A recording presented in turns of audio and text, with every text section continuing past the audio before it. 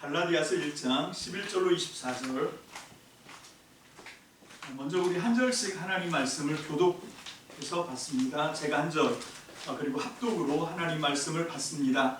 형제 자매 여러분, 내가 여러분에게 밝혀드립니다. 내가 전한 복음은 사람에게서 비롯된 것이 아닙니다.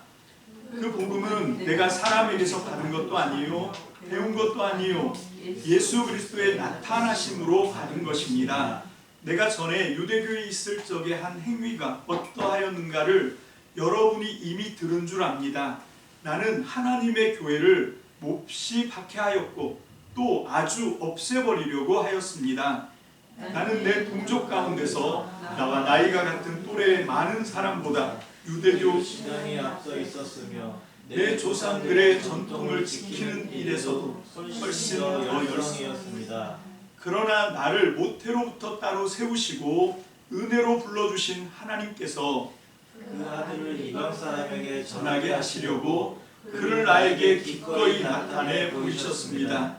그때 나는 사람들과 의논하지 않았고 또 나보다 먼저 사도가 된 사람들을 만나려고 예루살렘으로 올라가지도 않았습니다.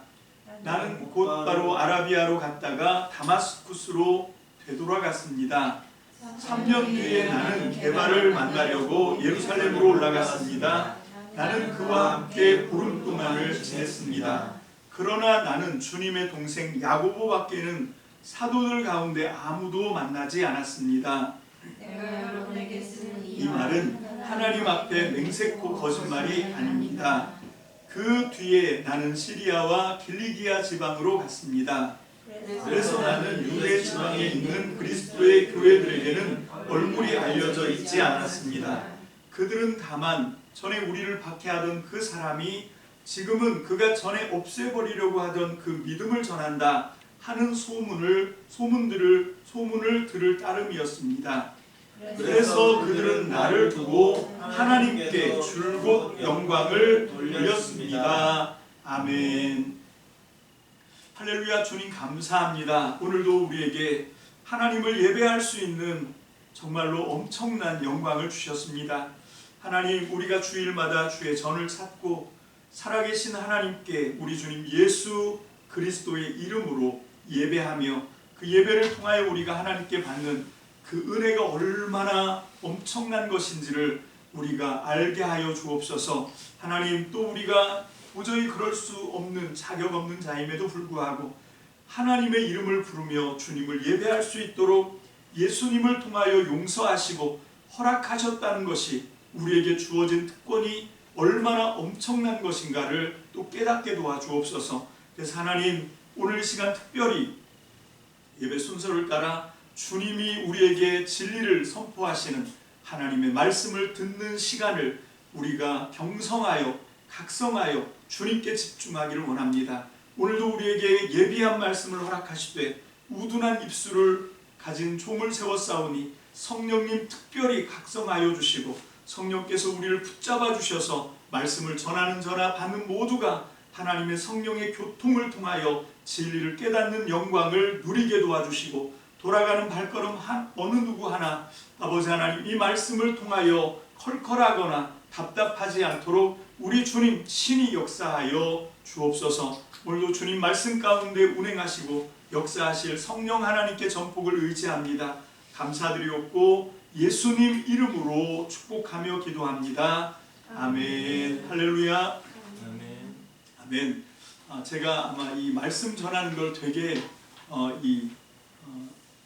기대했던 것 같아요. 그래서 순서를 막 빼먹고 사실 다른 건 빼먹어도 성찬식은 절대로 그렇게 하면 안 되는 거고 예배 시간에 가장 귀한 것이 어쩌면 우리가 성찬 예식이 아닐까. 이게 뭐라고 옛날 사람들은 얘기했냐면 우리가 이렇게 말씀과 기도와 찬양 이렇게 하는 건 우리들의 예배라고 얘기했고 또 여기 이렇게 떡과 포도주 예수님이 우리에게 주신 이것은 예수님의 몸 예배 이렇게 불렀다고 해요. 그래서 우리 몸 예배가 있고 예수님 몸 예배가 있는데 그래서 이 사람들은 항상 떡을 떼기 위해서 모였다 이렇게 되어 있습니다. 안식일 날은 성전에 가서 제사를 드리고 안식 후 첫날 사도행전에 보면 또 다른 그 서신서들에 보면 안식 후 첫날에 어느 한 일정한 약속 장소에 모여서 떡을 뗐다, 이렇게 돼 있거든요. 그 떡을 뗐다라고 하는 말이 음식 먹었다는 얘기가 아니고 주님께서 우리에게 제정해 주신 성만찬 얘기를 하는 거거든요. 그래서 우리가 성만찬도 되게 귀하고, 또 오늘 이 말씀 듣는 시간도 우리가 좀 집중을 해봐야 됩니다. 우리가 갈라디아서 말씀을 통해서 하나님이 오늘 우리에게 전달하고자 하시는, 우리가 깨우치길 원하시는 그것을 우리가 정확하게 들어드리는 게 중요하지, 여러분 우리의 어떤 기준, 우리의 의지, 우리의 기대, 그런 것이 충족되는 것은 그 다음 문제예요. 오늘 우리는 말씀을 우리에게 주신 하나님의 의도대로 하나님께서 말씀하고자 하시는 그것을 제대로 알아듣는 저와 여러분들 되시기를 주님의 이름으로 축복합니다. 아멘. 자, 오늘 이 갈라디아서 1장 1절로 10절 말씀을 가지고 제가 2시간 설교를 했습니다. 첫 번째는 그리스도의 복음이었어요. 갈라디아서는 바울이 왜 이 편지를 썼냐면 다른 복음 때문에 흐트러진 그리스도의 복음을 회복하기 위함입니다. 지금 여기 다른 복음을 따르는 사람들에 대한 경고와 그리고 저주 이런 것들이 많이 나오지만, 그 모든 과정을 통해서 바울 사도가 정말 얻고 싶은 결과는 뭐였냐면, 다른 복음이 나쁘다 이거에 완전히 각인되는 것이 아니라, 이렇게 하는 모든 과정의 이 우여곡절을 통해서 결국은 갈라디아 성도들이 바른 복음, 정말로 하나님께서 우리에게 의도하신, 우리에게 알려주고 싶어 하시는 그 그리스도의 복음, 예수가 우리를 대신해서 십자가에 못 박혀 죽으셨는데 그분이 우리의 구세주고, 그분이 메시아고, 또 그분이 하나님의 아들이시다, 이게 복음이거든요. 우리는 그것을 믿습니다. 할렐루야, 아멘. 그런데 다른 복음이 들어와서 할례 받아야 구원 받는데, 그러면 예수 그리스도 그분이 우리의 메시아가 된 게 아니라 할례가 우리를 구원했다고 헷갈리게 되는 것이요. 그래서 제가 2시간에 걸쳐서 그리스도의 복음과 다른 복음, 이렇게 말씀을 전해드렸고, 오늘은 갈라디아서 1장 11절로 24절 말씀을 통해서 세 번째 설교를 전하는데요. 이게 뭐냐면 이방인에게로 라고 이제 물음표가 붙어 있잖아요. 사도 바울이 자기가 고백하거든요. 뭐냐면, 나는 내가 예수 그리스도를 내 속에서 만났을 때 그분은 나를 내 어머니의 태 속에서부터 나를 이방인에게 이 복음을 전하게 하려고 정하셨다 라고 하는 것을 내가 알게 됐다라고 얘기하잖아요. 여러분, 이게 우리는 그냥 뭐 그런가 보지. 뒤에 보면 갈라디아서 2장에 보면 화친의 악수, 화해하는 악수를 하거든요. 이 사도 베드로와 그리고 사도 바울이 둘이 서로 악수를 하면서 뭐라 그러냐면, 베드로 게바는 유대인의 사도로, 그리고 바울은 이방인의 사도로, 이렇게 딱 이 분업을 하는, 역할 분담을 하는 것 같은 그런 말씀이 나온단 말입니다. 자, 그런 식으로 우리는 너무 쉽게 생각해요. 그런데 이게 전혀 쉬운 게 아니고요. 이거 굉장히 위험한 얘기입니다. 이방인과 관계를 한다고? 여러분, 맨 처음에 사도 바울이 왜 이 얘기를 할까? 사도 바울이 뭐라고 그러냐면, 내가 여러분에게 밝히 알려드리겠습니다. 밝혀드리겠습니다. 라고 이제 운을 떼요. 이게 되게 중요하다는 얘기죠. 뭐를 밝히 알려준다는 얘기입니까? 1절 보니까 내가 전한 복음은 사람으로부터 시작된 것이 아니라는 거예요. 사람에게서 비롯된 것이 아닙니다. 12절 계속 다 같이 읽어볼까요? 12절 시작. 그 복음은 내가 사람에게서 받은 것도 아니요, 배운 것도 아니요, 예수 그리스도의 나타나심으로 받은 것입니다 라고 얘기해요. 자, 이거를 여러분들이 좀 알았으면 좋겠다는 겁니다. 그래서 내가 여러분들에게 밝혀드린다고 얘기합니다. 뭐를요? 내가 지금 당신들에게 얼마 전에 갈라디아 1차 전도 여행을 하면서 제가 지도를 하나 올려드렸는데, 단톡방에 두 번째 지도입니다. 갈라디아 완. 그 지도를 한번 크게 띄워주시면 감사하겠습니다. 거기 보시면 뭐 빨간 줄도 돼 있고 파란 줄도 돼 있고 그러잖아요. 자, 이게 그 사도 바울이 전도를 했던 과정인데, 잠깐만요. 여기는 2차와 3차밖에 안 나오네. 1차 전도 여행은 거기 섬이 하나 있어요. 구브로라고 쓰여 있는 섬인데 그 구브로 살라미로 들어가서 그 다음에 그 가운데 밑에 쪽에 있는 바보라고 하는 거기 갔다가 그 다음에 밤빌리아 버가 그 버가에서 내려서 그 다음에 그 위쪽에 보면 안디옥이라고 있잖아요. 안디옥과 이고니온이 비시디아에 있습니다. 비시디아 안디옥으로 갔다가 이고니온으로 옮겨갔다가 거기서 이제 더베와 루가오니아, 루스드라 이게 이제 루가오니아 땅이거든요. 이렇게 다니면서 1차 전도여행을 했단 말입니다. 자, 여기서 복음을 전했어요. 그런데 바울이 밝히 말합니다. 내가 그때 너희들에게 전해준 복음은 사람한테 배운 게 아니고 사람한테 받은 게 아니라는 거예요. 그럼 누구한테 배우고 누구한테 받은 거라는 겁니까? 누구한테요? 예수 그리스도의 나타나심으로 내가 그분에게 직접 받았다라고 얘기하는 거예요. 자, 이게 왜 바울이 지금 이 얘기를 하냐면, 왜 이게 중요하냐면 그건 뒤에 가서 말씀드리기로 하겠고요. 자, 그래서 이제 그 다음엔 무슨 얘기를 하냐? 13절부터는 바울이 무슨 얘기를 하죠? 과거 얘기를 해요. 자기 고백을 합니다. 내가 세례받기 전에 유대교에 한참 열심이었을 때는 내가 어떤 사람이었는지 알아? 하고 간증하는 거예요. 13절부터 보니까 13절 다 같이 볼까요? 시작.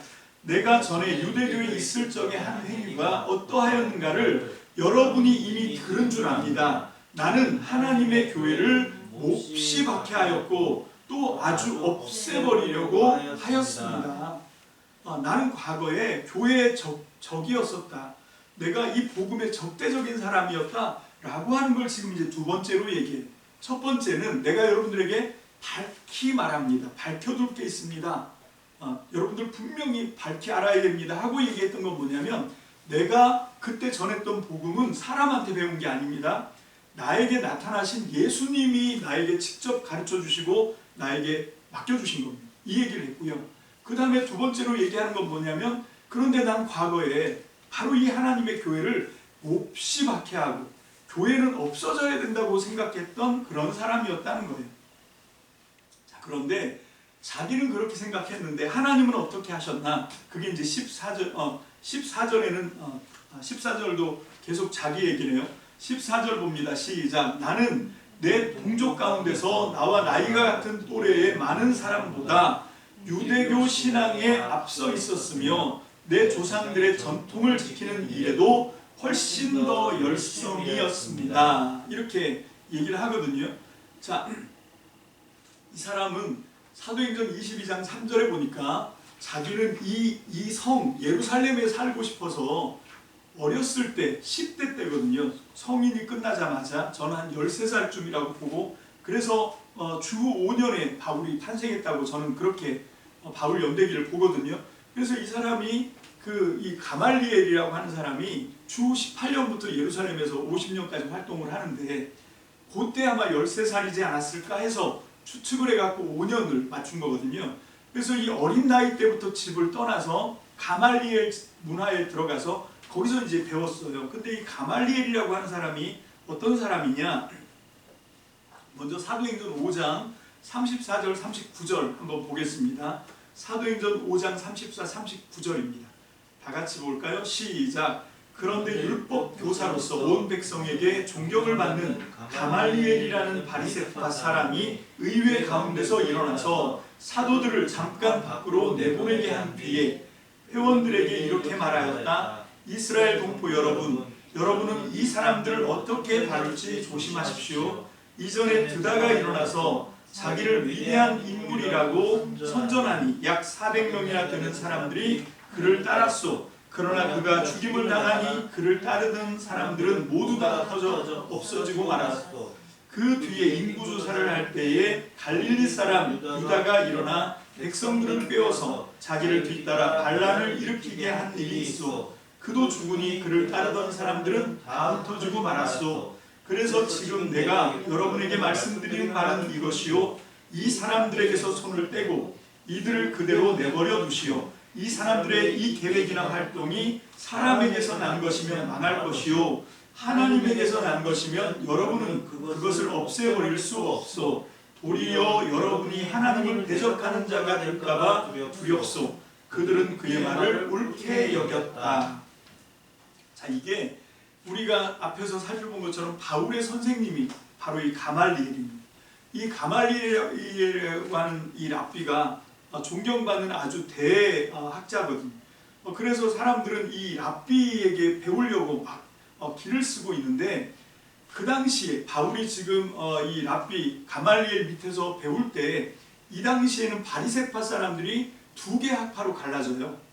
어떤 학파가 있냐면 샴마이라고 하는 학파가 있습니다. 샴마이, 이 사람 이름이에요. 그 다음엔 힐렐이라고 하는 사람, 역시 사람 이름인데 이 샴마이와 힐렐이 있었어요.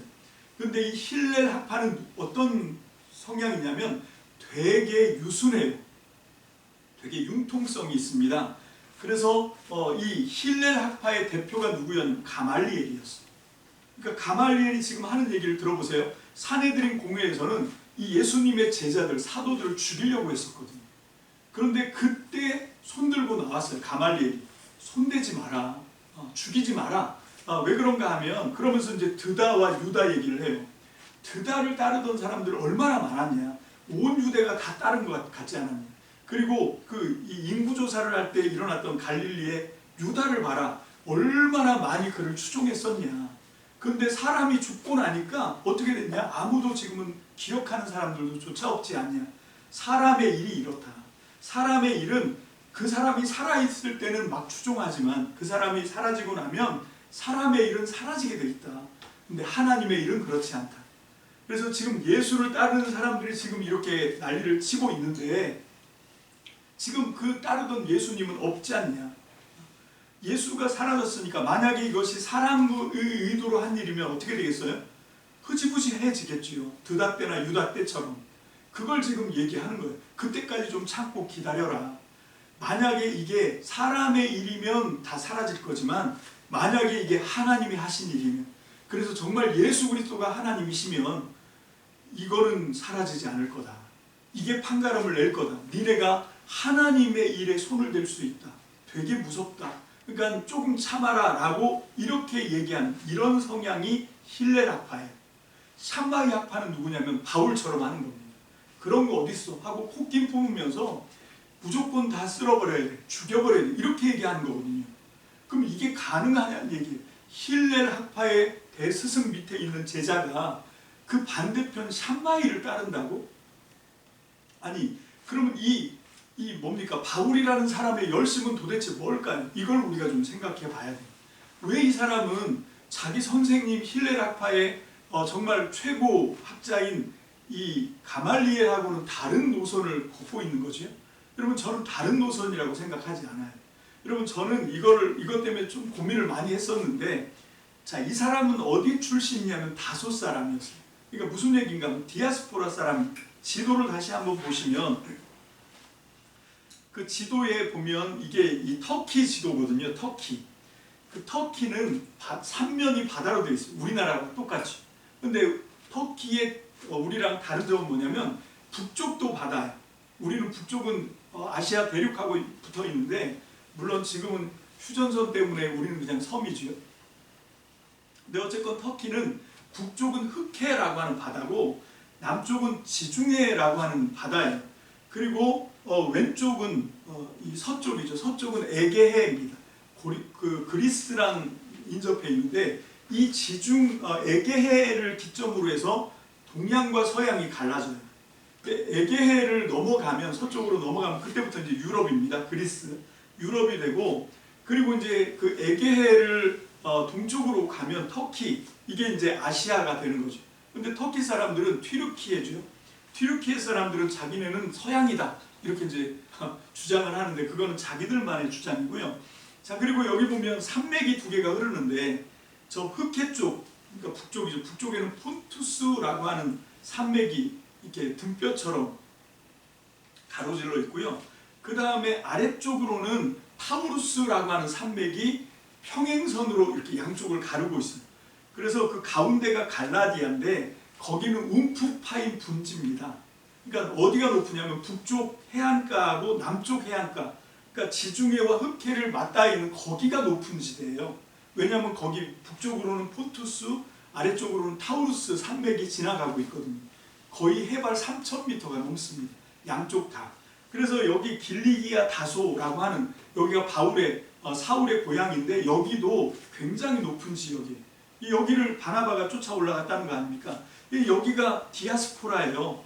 유대 땅이 아니라는 겁니다. 더군다나 예루살렘 땅도 아니에요. 그래서 거기에 대한 열등감이 있어요, 바울은. 그래서 자기는 비록 힐렐학파, 가말리엘 문화에 있지만 어떤 일이 생기면 남들보다 어떻게 더 열심을 내야 돼요. 더 열심을 내야 되는 거예요. 그게 그 예루살렘 출신이나 유대 출신 가말리엘의 동년배들하고 자기가 처지지 않는 방법이다라고 생각했던 것 같아요. 그래서 이 사람은 힐렐 출신이면서 샴마이보다 더 열성적으로 교회를 박해하고 핍박했던 사람이었다라고 하는 걸 우리가 알 수 있습니다. 자, 그런데 이 사람이 어떻게 이렇게 확 뒤집어졌을까요? 여러분, 저는 이렇게 생각합니다. 극은 극과 통해요. 이렇게 보수적으로 극도를 달리다가 예수를 딱 만나고 나니까 확 달라지는 거죠. 저는 또 이렇게도 생각합니다. 바울은 왜 교회를, 왜 예수님을 따르는 사람들을 죽어마땅한 사람이라고 생각했을까? 저는 그게 바울 개인의 생각이라고 생각하지 않습니다. 여러분, 바울은 어떤 사람이었냐면 하나님의 종으로 자기를 생각하는 사람이었습니다. 그래서 이 사람은 왜 우리가 하나님의 나라 백성인데 왜 하나님은 우리를 회복시켜주지 않을까? 왜 아직도 로마의 속국으로 있어야만 되지? 그걸 고통스럽게 생각했어요. 괴롭게 생각했어요. 근데 거기에 대한 답을 바울은 뭘로 찾았냐면 저놈들 때문에 하나님이 화가 나셨구나 라고 생각한 거예요. 어떤 놈? 바로 예수님을 추종하는 그 사람들. 이 사람들이 지금 하나님의 거룩한 땅 안에 있으니까 담부터 부엘세바까지 그 안에 하나님의 영광스러운 하나님 나라인데 그 안에서 이렇게 말도 안 되게 인간을 하나님이라고 하면서 따르는 이 사람들 때문에 하나님이 우리 이스라엘을 이렇게 몇백 년 동안 속국에서 해방시켜주지 않는 거라고 생각을 했던 거예요. 그래서 왜 다메섹까지 갔냐면 거기가 단이거든요. 그 다메섹까지를 다 청소를 해야 돼. 거기에서 있어도 안 돼. 그래서 거기 있는 사람들을 다 색출해서 잡아내서 예수님을 따르는 사람들을 없애야 된다고 생각을 했던 거예요. 그렇게 해야 어떻게 됩니까? 하나님 나라 회복이 온다고 생각했어요. 근데 가다가 길에서 누굴 만나냐면 예수님을 만났어요. 죽은 줄 알았던 그분이 죽은 게 아니라 어떻게 됐습니까? 오늘이 부활절이잖아요. 이분이 부활하신 분이구나. 죽었다가 다시 산 분이고 영생을 사시는 분이구나를 바울은 이 다메섹을 올라가다가 예수님을 박해하려고 올라가다가 거기서 만난 거예요. 전 여러분들이 어떤 모양이든지 중요한 건 뭐냐면 예수님이 부활하셨다는 사실을 확신하는 것이 너무 중요합니다. 할렐루야. 아멘. 예수님이 저와 여러분들의 삶에 확실하게 부활하신 주님으로 영접되시기를 주의 이름으로 축복합니다. 아멘. 바울이 그 부활하신 주님을 만났어요. 자기가 지금 잘못 생각한 거예요. 그러니까 그때 바울은 어떻게 됐냐면 다시 부활하신 주님의 종으로 생각하는 거예요. 부활하신 주님의 종으로 생각하면 바울은 뭡니까? 내가 이 복음을, 어떤 복음이요? 예수가 메시아다. 예수가 진짜 하나님의 아들이다. 이분이 진짜 구약의 모든 율법의 모든 요구를, 모든 것을 다 이루시고 하나님의 기대를 만족하신 이분이 하나님이시다 라고 하는 믿음을 가졌단 말입니다. 자, 그래서 이제 하나님 나라 회복이 아니라 이 온 세상이 하나님 나라가 되게 하는 방법이 뭘까요? 바울은 즉각적으로 떠올렸습니다. 내가 땅끝까지 이 복음을 전파하면 예수님이 다시 오신다. 할렐루야. 아멘. 예수 그리스도가 이 땅에 다시 오게 하기 위해서는 내가 땅끝까지 이 복음을 전파해야 되는구나 라고 생각했어요. 근데 이 땅끝은 두 가지 의미가 있습니다. 하나는 물리적, 지리적인 땅끝이에요. 거기는 어디입니까? 바울은 그게 어디라고 생각했죠? 그 로마서에 나오잖아요. 스페인. 그 이베리아 반도에 있는 그 유럽 맨 끝에 있는 그 스페인까지 복음을 전하면 예수님이 오실 거라고 생각했어요. 그래서 로마서 편지를 쓰면서 내가 서바나까지 가야 돼. 너네한테 가는 걸로 만족하지 않아. 나는 너네한테 도움을 받아서 스페인까지 갈 거야. 왜? 그렇게 복음을 전해야 내 구주 예수님, 부활하신 주님이 이 땅에 하나님 나라로 오시기 때문에. 그래서 이스라엘 하나님 나라 회복일 뿐만 아니라 전 세계가 하나님 나라로 변화될 것이다 라고 하는 것을 바울은 굳게 믿었던 거예요. 그런데 그걸로 끝이 아닙니다. 여러분, 이 지리적인 땅끝이 있는가 하면 영적인 실제적인 땅끝이 있어요. 그게 뭘까요? 바울은 그걸 뭐라고 생각했을까요? 그게 뭐냐면 이방인입니다. 유대인에게 땅끝은 이방인이에요. 유대인은 이방인과 접촉하면 안 됩니다. 우리 지난 주일날 말씀 받았잖아요. 베드로가 고넬료의 초대를 받고 갔다 왔다는 것 때문에 유대인들이 난리가 났어요. 네가 어쩌자고 할례자로서 무할례자의 집에 갔다 왔어. 거기 가서 뭐 음식도 먹었다며. 그리고 막 욕하는 거예요. 여러분 갈라디아서 2장에 보면 왜 베드로가 그리고 바나바가 이방인들하고 식탁교제를 하다가 야고보가 보낸 사람들 예루살렘에서부터 왔다라고 하는 소식을 듣자마자 식탁에서 슬그머니 꽁무니를 빼요. 딴 데로 옮겨가요. 왜? 여러분 이방인들하고 유대인은 같이 밥 먹으면 안 되거든요. 여러분 이 유대인들에게 땅끝은 이방인입니다. 그런데 여러분 이거는 이방인의 집에 초청받는 정도가 아니에요. 여러분 이거는 그냥 이방인들하고 같이 밥을 먹는 정도가 아니라 지금 바울이 얘기하는 건 뭐냐면 나는 이방인에게로 보냄을 받았어. 나는 그들을 우리 식구로 받아들일 거야 라고 얘기하는 거예요. 이게 얼마나 엄청난 얘기입니까? 그래서 바울이 엄청나게 핍박을 받는 거예요. 그래서 바울이 막 모함을 받고 지금 이 공격도 받고 있는 거거든요. 왜? 여러분 왜 이방인들에게 할례를 유대인들은 주장하냐면 이방인으로서 이제 끝났다는 걸 의미하는 거거든요.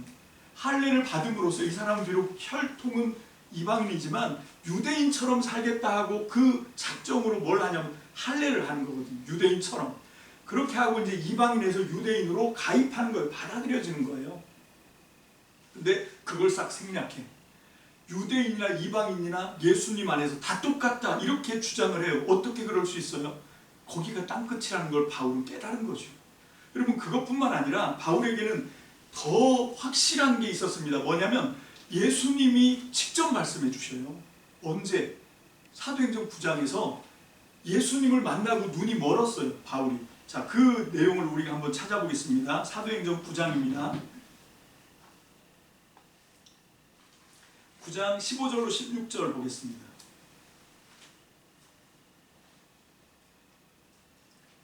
자, 다 같이 읽습니다. 시작. 주님께서 그에게 말씀하셨다. 가거라. 그는 내 이름을 이방 사람들과 임금들과 이스라엘 자손들 앞에 가지고 갈 내가 택한 내 그릇이다. 그가 내 이름을 위하여 얼마나 많은 고난을 받아야 할지를 내가 그에게 보여주려고 한다. 아멘. 자, 이게 누구한테 얘기한 거죠? 여러분 다메섹에 있는 갑자기 이름이 생각이 안 나네. 그 선지자한테 야 사울이 있어 집가라고 하는 거리에 지금 사울이 나를 만나서 눈이 멀어 있거든. 네가 가서 축복 기도해주면 눈에 비늘이 떨어질 거야 하고 보내는 거예요. 아나니아, 아나니아를 보내는 거예요. 아나니아 선지자를 가라 그러니까 아나니아가 쭈뼛거려요. 왜? 무섭거든요.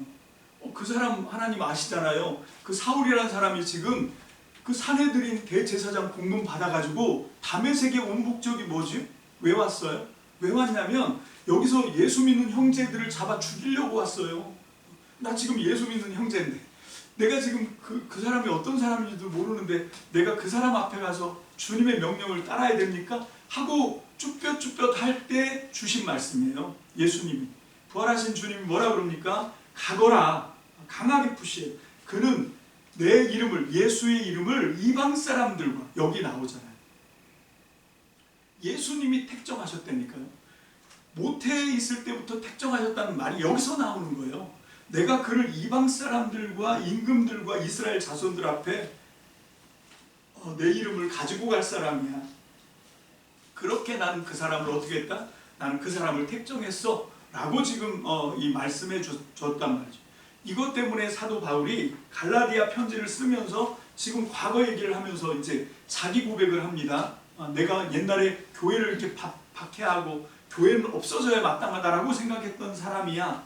자, 그런데 이제 그건 자기 생각이었고 예수님은 어떤 생각을 갖고 있었나? 15절입니다. 15절, 16절까지 다 같이 봅니다. 시작. 그러나 나를 모태로부터 따로 세우시고 은혜로 불러주신 하나님께서 그 아들을 이방 사람들에게 전하게 하시려고 그를 나에게 기꺼이 나타내 보이셨습니다. 그때 나는 사람들과 의논하지 않았습니다. 자, 이 사도행전 얘기랑 딱 맞아떨어지죠. 여러분, 예수님이 이미 택하셨다는 것을 아나니아에게 계시로 말씀해 주시면, 아나니아가 그냥 안수만 했을까요? 내가 너한테 오기 싫었거든, 무서웠거든. 그런데 주님이 나한테 나타나서 말씀하셔서 환상 중에 내가 환상 가운데 부활하신 주님을 봤어. 그 주님이 나에게 말씀하시기를 두려워하지 말고 가라. 내가 이방 사람에게 내 이름을 전달하기 위해서, 나 임금들에게 내 이름을 전달하기 위해서, 그래서 마침내 내 동족에게 이 이름을 가져가게 하기 위해서 내가 택한 그릇이다 라고 말씀해 주셨다. 거기서 이제 들은 거죠. 바울이 듣고 고민을 한 거예요. 아니, 왜 나를 이방인에게로, 물음표가 확 든 거예요. 이방인에게로 가라고. 그거를 완전히 극도로 싫어하는 사람이거든요. 이방 사람을 극도로 혐오한 사람이에요. 완벽한 보수주의자입니다. 그런데 이제 이 사람은 뭡니까? 부활한 주님을 만났잖아요. 비늘이 떨어졌잖아요. 아, 그러면 내가 순종해야지. 이게 내가 정말로 최고 못하는 그런 일일 수 있잖아요. 여러분, 우리가 정말 주님을 믿고 나를 비운다는 건 내가 가장 못하는 일을 주님이 하게 하실 때 그 주님 앞에 나를 완전히 내려놓는 게, 겸손하게 내려놓는 게 뭔가 하면 그 명령에 순종하는 거거든요. 바울이 지금 이방인의 사도다라고 얘기하는 건 바울에게 이게 자랑이 아닙니다. 여러분, 바울은 어렸을 때부터 그런 생각을 해본 적이 없어요. 근데 이제 장성에서 주님을 만나고, 이건 완전 자기 비움이에요. 해체입니다. 자기를 다 내려놓지 않으면 이방인에게 많은 사람들이 갈 수 있겠지만, 여기 13절 14절에 얘기하잖아요. 내가 내 동년배들보다 훨씬 더 유대교 전통이 열심이었다고. 근데 어떻게 이방인에게로 가요? 근데 그게 어떻게 가능하냐면 부활하신 주님을 만났거든요.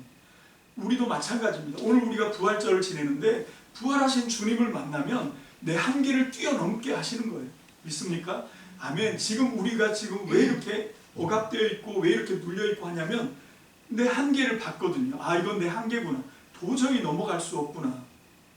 다 그런 거거든요.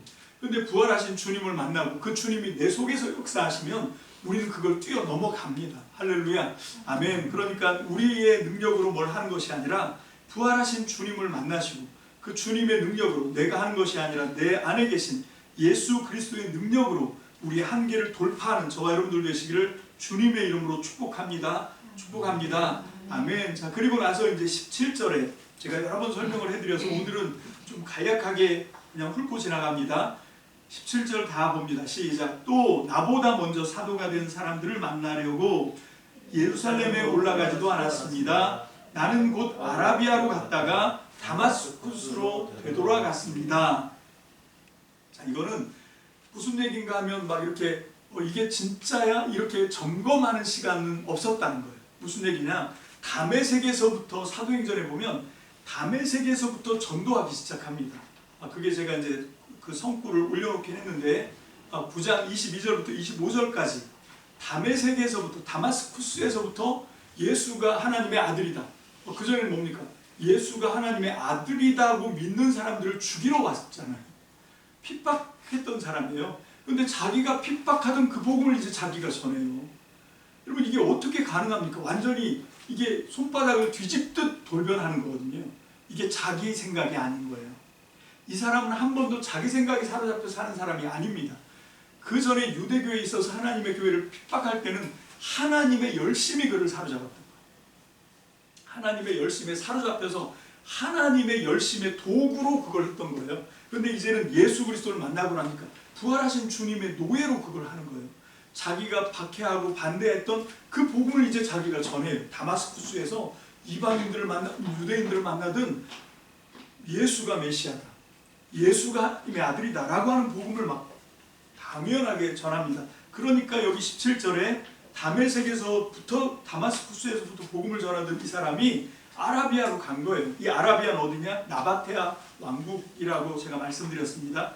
그것도 이제 더 설명할 수 있는 시간이 있으니까 넘어갑니다. 18절, 3년 뒤에. 자, 퀴즈.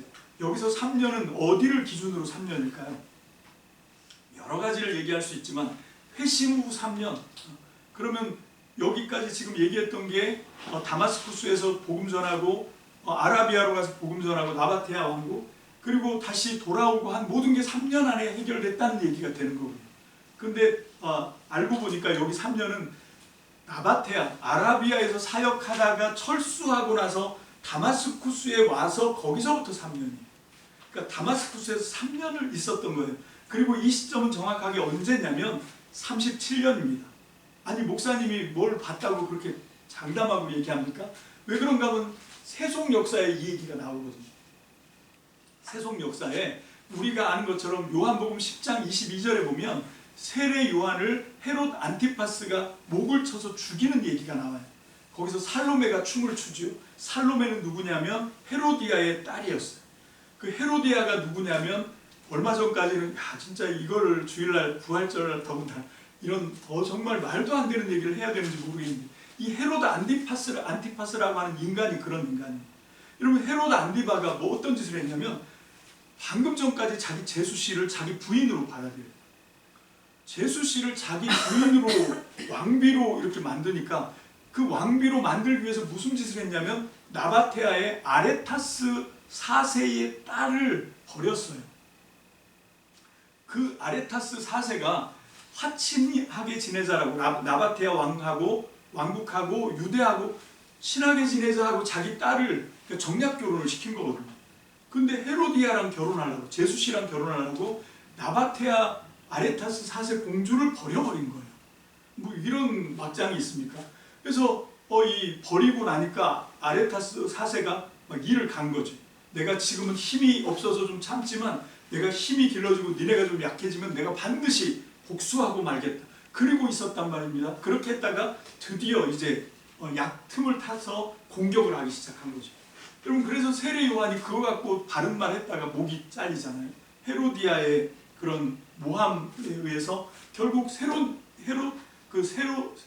이 세례 요한이 죽게 되는 그 빌미가 바로 이 나바테아 왕하고의 이런 얽힌 관계가 있었어요. 은원의 관계가 있었습니다. 그래서 드디어 전쟁이 일어났는데 그때 티베리우스라고 하는 로마 두 번째 황제로 있었어요. 티베리우스 황제가 시리아에 있는 총독에게 명령을 내립니다. 유대 편을 들어서 나바테아 왕국을 정복해라 라고 명령을 하거든요. 근데 이 시리아의 시리아의 총독은 황제의 명령을 들었지만 자기 군인을 유대의 안티바스 같은 인간을 위해서 피 흘리게 하고 싶지 않은 거예요. 그래서 싸우는 척만 하다가 뒤로 빠지고 근데 마침 그때 티베리우스 황제가 죽어요. 그때가 언제냐면 37년이에요. 주후 37년에 티베리우스 황제가 죽었다는 소식을 듣자마자 로마 시리아 총독이 유대 왕과 아레타스 4세 나바테아 왕을 한 자리에 앉혀서 둘이 서로 악수해 이제 서로 싸우지 마 하고 화친을 해버린 거예요. 그게 37년입니다. 그 화친 조건으로 뭘 요구했냐면 아레타스 4세가 난 진짜 이놈 도저히 용서를 못하겠는데 그 다마스쿠스 나한테 주면 내가 좀 생각해 볼 수 있겠어. 이렇게 한 거예요. 그래서 그때 37년부터 39년까지 이 다마스쿠스가 나바테아 공국으로 들어가서 통치를 받아요. 근데 이 조금 전에 나바테아 그 나라에 가서 국가에 가서 복음을 전하던 사람이 있었는데 그게 누구냐? 바로 사도 바울이었습니다. 사도 바울이 철수해 왔는데 근데 이제 갑자기 다마스쿠스가 나바테아 아레타스 4세 손아귀에 뚝 떨어진 거예요. 그래서 어떻게 했냐? 너무 다급한 나머지 들창문을 열고 그 바구니를 타고 줄을 달아서 도망을 쳐야 되는 거예요. 왜? 죽이려고 했으니까. 거기 고린도후서 11장 25절 26절 보겠습니다. 고린도후서 11장 32, 33절 시작. 다마스쿠스에서는 아레다 왕의 총리가 나를 잡으려고 다마스쿠스 성을 지키고 있었으나 교우들이 나를 광주리에 담아 성벽의 창문으로 내려주어서 나는 그 손에서 벗어났습니다. 자, 그게 37년이에요. 그러니까 이게 정확하게 37년에 있었던 일이고 바로 3년 전인 35년쯤에 철수를 했던 거고 그 전까지 아라비아 사역을 했던 거고 31년에 이 회심을 했던 거거든요.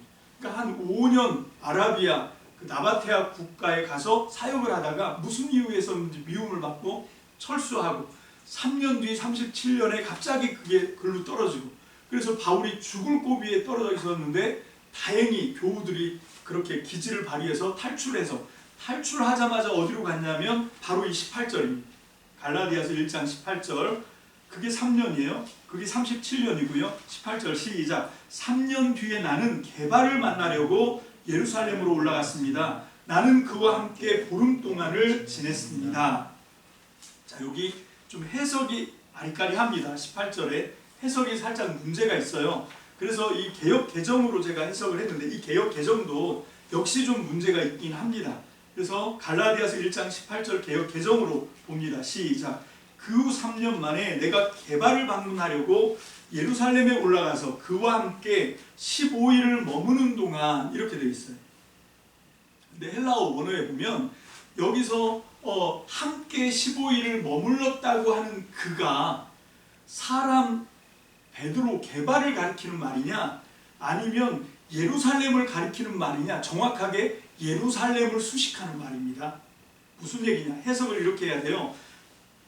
그 후 3년 만에 내가 베드로 게바를 방문하려고 예루살렘에 올라가서 예루살렘에 15일을 체류했다, 이거예요. 근데 이걸 죄다 자꾸 수식을 베드로에게 해버리니까 베드로랑 만난 것처럼 돼 있잖아요. 자, 갈라디아서 1장으로 들어옵니다. 갈라디아서 1장 19절이에요. 19절 20절을 한꺼번에 읽습니다. 시작. 그러나 나는 주님의 동생 야고보밖에는 사도들 가운데 아무도 만나지 않았습니다. 한 번 더 읽습니다. 19절 시작. 그러나 나는 주님의 동생 야고보밖에는 사도들 가운데 아무도 만나지 않았습니다. 여러분, 베드로랑 15일 있었으면 이 말이 성립이 돼요? 안 돼요? 안 된다고요. 나는 사실 베드로 만나러 올라갔고 예루살렘에 15일 동안 있었는데 베드로 코빼기도 못 봤어. 사도들 아무도 못 만나고, 사도가 아닌 누구? 예수님의 동생, 친동생 야고보만 만나고 왔어. 이 얘기를 하는 거예요. 자, 그러면 왜 이 사람들은 왜 도망갔을까? 왜 피했을까? 자, 그러면서 20절에 아주 자기 말을 확신하게 하죠. 20절 시작. 다 같이 시작. 내가 여러분에게 쓰는 이 말은 하나님 앞에 맹세코 거짓말이 아닙니다. 어떤 말이요? 예수님의 동생 야고보만 만나고 왔어. 사도들 아무도 못 만났어. 이 얘기가 거짓말이 아니란 얘기예요. 자, 이 얘기는 지금 왜 이 상황에서 왜 이 얘기를 하는 걸까? 지금 무슨 얘기를 하는 건가 하면 예루살렘에 있는 사도들이 나를 어떻게 했다는 거지? 나를 어렵게 생각했다는 거예요. 껄끄럽게 생각했다는 거예요. 그래서 만나려고 올라갔는데 베드로도 안 만나주고 바쁘다고 도망다니고, 이 사도들 아무도 안 만나주고, 내가 바나바의 중재를 막 받아서, 이 사도행전을 보면 바나바를 통해서 사도들을 만났다고 돼 있는데, 여러분 이거는 제3자가 얘기하는 거고요. 지금 여기 갈라디아서는 누가 얘기하는 거면 당사자가 얘기하는 거예요. 제3자는 바나바가 주선을 해서 사도들을 막 만나고 그래서 거기서도 복음을 전하고 2주 있었다, 이렇게 돼 있는데, 바울은 얘기하는 거예요. 아니야. 그 잘못된 거짓 정보예요. 내 말이 맞아. 나 그때 베드로 만나러 올라갔는데 아무도 못 만나고 예수님의 동생 야고보만 만나고 왔어. 이 얘기를 하는 거예요. 이거 하나님 앞에 맹세코 거짓말하는 거 아니야? 라고 얘기하는 거예요. 여러분, 이 바울이 예루살렘까지 올라갔는데 사도들이 멀리해. 왜 그럴까요? 이유가 뭘까요? 다른 거 없습니다. 이방인들을 하고 어울리는 사람이라 그래요. 그 이방인 사역을 하니까 아까 얘기했죠. 베드로도 이방인 집에 초청받아 갔다가도 낭패를 보잖아요. 봉변을 당해요. 네가 어떻게 할례자가 무할례자 집에 막 이러고 지금 따지는 상황이에요. 지금 이게 굉장히 힘든 문제입니다. 할례 문제가. 근데 지금 이 바울은 그걸 한 수 더 뛰어넘는 거잖아요. 나는 이제 이방인의 사도다. 왜? 아나니아가 그렇게 얘기해줬어. 뭐 이러면서 막 달리기 시작하니까. 그러니까 사도들이 이 사람 만났다가는 어떤 위험이 있습니까? 유대교 사람들한테 또 핍박을 받을 수도 있어요. 그래서 도망치는 거예요. 그래서 안 만나려고 하는 거예요. 그래서 가까이 하기에 너무 먼 당신인 거예요. 그 얘기를 지금 하고 있는 겁니다. 21절부터 자, 시작. 그 뒤에 나는 시리아와 길리기아 지방으로 갔습니다. 이 얘기는 어떤 얘기냐? 지도를 보면서 다시 한번 얘기를 해보면요. 자, 지도에서 그렇게 이제 예루살렘에서 15일 동안 사도들을 만나서 자기가 이제 앞으로 어떻게 해야 될지 그런 것들을 좀 해보려고 그랬는데 사도들은 하나도 안 보이고, 누구만 만났냐면 예수님의 동생 야고보만 만나고 왔다. 이렇게 지금 얘기해요. 이 사람은 아직 사도가 아니에요. 사도의 권한을 아직 받지 못했을 때의 야고보입니다. 자, 그게 37년이거든요. 그러고 나서 바울은 어디로 가냐면 다소로 갑니다. 뭡니까? 시리아 위에 길리기아에 다소가 있죠. 꺾어지는 거기에 있습니다. 거기 다소로 올라가 있었어요. 그랬다가 길리기아는 언제 오냐? 언제 옵니까? 44년, 한 2년 전쯤인 42년에 바나바가 이 길리기아 다소로 이 사울을 찾아갔다라고 하는 얘기가 사도행전에 나오죠. 그래서 왜 이 바나바는 사울을 찾아가냐면 11장 25절 26절 제가 읽습니다. 바나바는 사울을 찾으려고 다소로 가서 그를 만나 안디옥으로 데려왔다. 두 사람은 1년 동안 줄곧 거기 머물면서 교회에서 모임을 가지고 많은 사람을 가르쳤다. 제자들은 안디옥에서 처음으로 그리스도인이라고 불렀다. 자, 이게 다소에 가서 사울을 데리고 와서 이 시리아 안디옥에서 같이 사역하고 1년이 지났어요. 이게 지금 이 상황을 설명하고 있거든요. 자, 지금 왜 바나바는 사울을 찾아서 안디옥으로 와야 했을까? 이것도 역시 이방인이기 때문에 그래요. 여기 모인 많은 신도들이 이방인인데 자기는 할례 받은 사람으로 이방 사람들을 괜히 가르치고 교제하고 하다가 어떻게 됩니까? 유대인들한테 눈밖에 나면 죽을 수 있잖아요. 그래서 그 위험한 일을 누가 잘할 수 있을까? 서치라이트 쫙 검색을 해보니까 누구? 내가 다소에 보냈던 그 사울이면 좋겠다. 그래서 그 사람을 데리고 온 거예요. 왜? 이 사람은 자기는 이방인에게 보냄을 받았다고 예수님으로부터 아나니아를 통해서 계시를 받았거든요. 그리고 자기도 그렇게 생각하고 있고 거기에 완전히 필이 꽂힌 사람이에요. 그래서 이제 이 사람 위험한 일은 이 사람이 죄다. 여러분 그래서 1차 전도여행 갔을 때 이고니온에 갔을 때도 남에서 안진뱅이 고칠 때도 여러분 누가 얘기합니까? 이방인들을 상대로 설교 누가 해요? 바나바가 안 해요. 왜 안 해요? 그거 하면 위험하거든요. 그래서 그 위험한 일을 누구 시키냐? 사울 다 시키는 거예요. 사울은 이 바나바와 사울은 어떤 관계냐면 바나바가 담임 목사님이면 사울은 저 전도사 정도 돼요. 그 상황인데 전도사를 앞세워서 다 하는 거거든요. 이게 왜 그런가? 전부 다 이방인이기 때문에 그래요. 아직 이 이방인의 문제가 유대교와 지금 이 그리스도교와 이방인 간의 이 문제가 아직 해결이 안 되는 상황이에요. 그런데 지금 사도 바울은 뭐라고 얘기하냐? 지금 이 이방인들 대부분이 1차 전도여행 했던 그 교회들을 지금 이 예루살렘에 온 사람들이 따라다니면서 니네 이방인이라도 뭘 해야 돼? 할례 받아야 돼. 율법 지켜야 돼. 그러고 갔거든요. 그 지금 그걸 아니다라고 뒤집으면서 지금 이 사람들한테 설명을 해야 되는 거예요. 그래서 형제 자매 여러분, 내가 여러분에게 밝히 알려드리겠습니다 라고 시작하는 이유가 뭡니까? 내 복음은 저 예루살렘에 있는 사도들이나 사람에게 받은 게 아니고 누구한테 받았다? 부활하신 예수님 내가 친히 만나서 내가 계시 직접 받았어. 그러면서 그 증거를 아나니아에게 받았던 계시의 말씀 다 엮어서 지금 설명해 주는 거예요. 무슨 얘기입니까? 예루살렘에서 온 사람들 말 들을 필요 없어 얘기하는 거예요. 적어도 이방인에게 복음을 전하는 부분에 있어서는 저 사람들은 아무것도 몰라. 나만 알아. 왜? 나는 사람에게 배운 게 아니니까. 난 사람에게 받은 게 아니니까. 난 주님에게 직접 받았으니까. 그럴 법도 해요. 유대인으로서 이방인에게 복음을 전한다는 생각을 사람에게 배우면요 100만 년이 지나가도 그거 못합니다. 근데 그걸 하게 하려고 예수님이 작정하고 준비한 사람이 있었던 거예요. 그게 누구냐? 사도 바울이었던 거예요. 그래서 그 사도 바울을 이방인의 사도로 보내려고 하나님이 그렇게 택정하셔서 그렇게 준비시켰던 거예요. 그리고 지금 이 역사를 시작해 가는 거거든요. 그래서 갈라디아서가 신약성경 27권의 첫 스타트를 끊는 거예요. 나머지 26권의 책들이 갈라디아서가 없었으면 신약성경은 존재할 수가 없었다고 얘기하는 거예요. 그리고 제가 여러분 예수님의 사도들 12제자들이 예수님의 제자이면서 동시에 사도 바울의 제자다라고 그렇게 주장하는 거예요. 저 혼자 주장하는 이유가 이겁니다. 여러분 적어도 이방 세계에 복음을 전하는 부분에 있어서는 이 사람들은 그걸 아직 몰라요. 여러분 예수님이 생전에 부활하고 승천하기 전에 이방인에게도 복음을 전해야 돼 라고 하는 것을 구체적으로 얘기를 해주시지 않았어요. 그 증거가 뭡니까? 이렇게 우왕좌왕할 리가 없잖아요. 여러분 베드로가 고넬료 집에 갔다고 막 난리가 나고 여러분 왜 사도회의 그 종교회의를 왜 합니까? 여러분 아직 뚜렷한 뚜렷하게 뭔가 지침이 없었거든요. 어떤 길을 지금 뚫고 가는 거예요. 어떤 길, 이방인에게 복음을 전하는 그 길은 지금 사도 바울이 뚫고 가는 겁니다. 여러분, 그러면서 그 사도 바울의 그 선구적인 노력으로 나중에 다 뒤따라오게 됐던 거예요. 그래서 나중에 이방인에게도 복음을 전하는 거구나. 여러분, 사도행전 1장 18절이 사도행전의 어떻게 보면 완전히 해석하는 열쇠예요. 거기에 보면 성령이 너희에게 임하시면 너희가 뭘 받고? 권능을 받고, 권능 받으면 그 다음에 어디로 가야 돼요? 온 예루살렘과 온 유대와, 그 다음에 어디로 가죠?